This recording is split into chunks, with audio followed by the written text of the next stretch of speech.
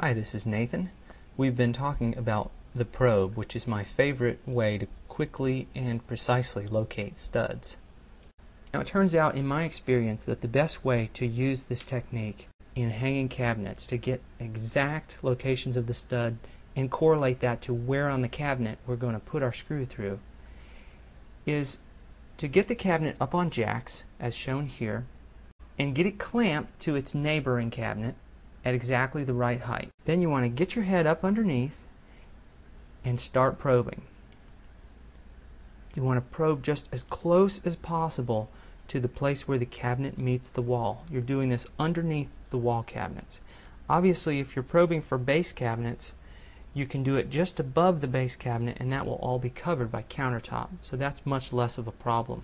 But here you need to be careful to get these holes as far concealed as possible. And once you get that exact location, you can sink a screw here and then measure off of the cabinet and get an offset which you'll use for the screw up at the top of the cabinet that corresponds to this same stud. Now sometimes more holes are required because life isn't perfect and our guesses aren't perfect, and some homeowners have had objection to this, and in response I point out that first of all, these holes are tiny. They can't be seen unless you squat down and look really close, and they are usually covered by under cabinet lighting, which is increasingly popular.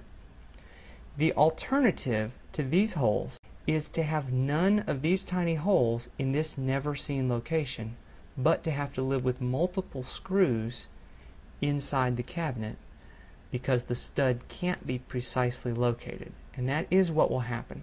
If we don't know exactly where the stud is, and with methods like a stud finder we really don't, I would say a stud finder locates a stud to plus or minus a half or 3/4 of an inch, then in that case, when we go to put screws up here in the tops of the cabinets where it will be visible, because you can see here we have cabinets going all the way to the ceiling, so there's no chance of getting a screw up into the top flange. There's no clearance for that.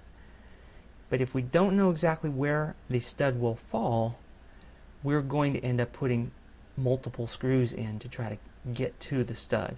And that's going to look far worse than having some tiny pinpricks underneath the cabinets out of sight.